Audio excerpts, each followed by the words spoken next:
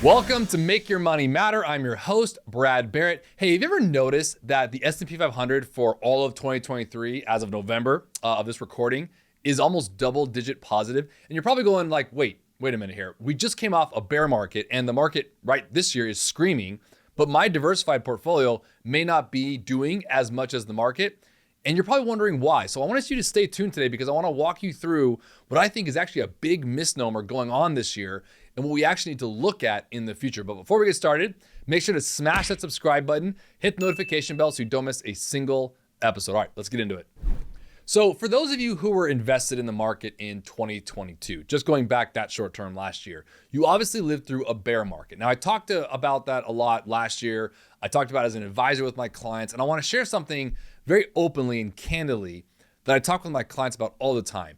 That if you haven't heard this before, it's important that you hear it from me, okay? So for me, the stock market in general, if you think about it just at base level, it's a device for transferring money from the inpatient to the patient. The sooner you get that concept, the better you will be when it comes to investing your money. The get rich quick schemes are just that, they're schemes. The investing for the long term, friends, takes patience, it takes diligence, it takes discipline. All these things that I know are not the sexiest thing in the world, but they matter. Now, I also think it's important in this age that we live in right now to bring context to this world. So for many, many years, when someone, or actually still to this day, when someone describes to you the market, right? What are they talking about? Now, typically for anyone who's been around this world, they're typically going to relate that to the S&P 500. They'll deem that as the market. So what is the S&P 500? It's an index. So what is that?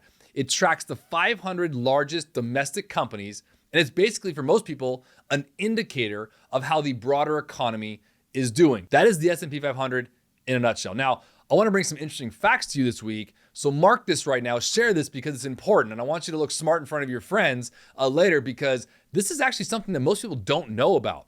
The S&P 500 is a market capitalization weighted index. That sounds like a lot, but let me just describe to you what it is.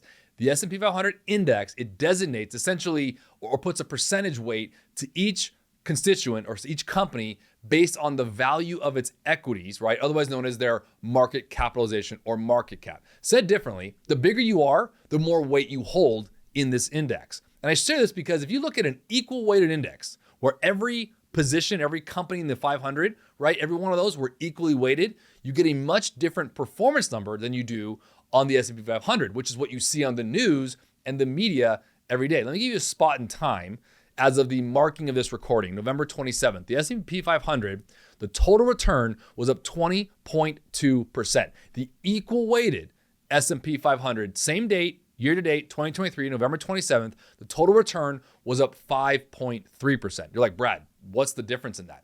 So let me share something with you. This is where you want to look smart in front of your friends later. So again, mark this, okay? That knowing the S&P 500 is a weighted market cap index, which again is different than other indexes. But here's the second part. It's also comprised of nearly 35%. 35% of the whole index is comprised between 10 or 11 companies. And here's what I mean by that to put it into context, right? These 10 or 11 companies, right? Facebook, Amazon, Apple, Netflix, Google, Microsoft, Nvidia, Tesla. I mean, think about that.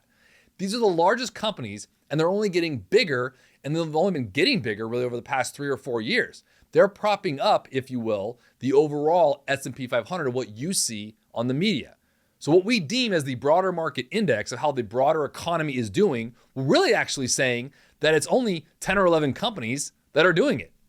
That can't be a good indicator of how the broader economy is doing, friends. So I share this openly because I've had a lot of conversations with our clients, and this really boils down to something very simple: concentration versus diversification. Now, for our clients here at One Capital Management, here's something I want to share. We own a lot of those companies in your portfolio. We own a lot of those companies, and we just don't own them, in a high proportion. Again, most of those companies, the 10 or 11 that I'm mentioning here, right, make up the biggest differences, represents 35% of the S&P 500 in that portfolio. But all these companies combined in a portfolio that we would manage, a managed diversified portfolio, represents maybe 3 or 4%, maybe. Very different, okay? So I think it's really important as you look at the context of this year, 2023, and you're talking with your advisor and you're kind of going like, wait, the market's up 20%. Why am I up only 6, 7, or 8%? If that is accurate, they're actually probably doing a good job of being diversified. I'm not going to say it's an overall return situation because if or when those companies turn on bad reports or something happens, you're not going to ride it down like an elevator.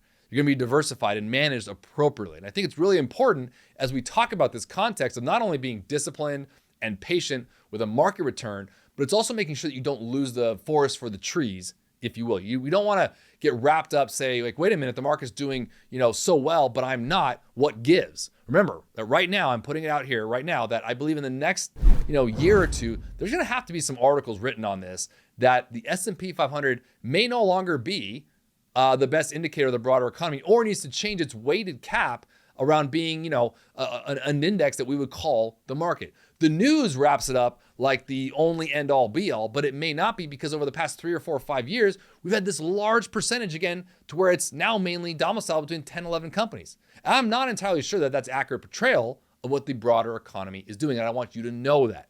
This is something that we're definitely keeping an eye on here at One Capital Management, and I want you guys to as well. Hey, I hope you enjoyed that today. If you did, make sure to subscribe to our show so you don't miss a single episode. And always remember to make your money matter.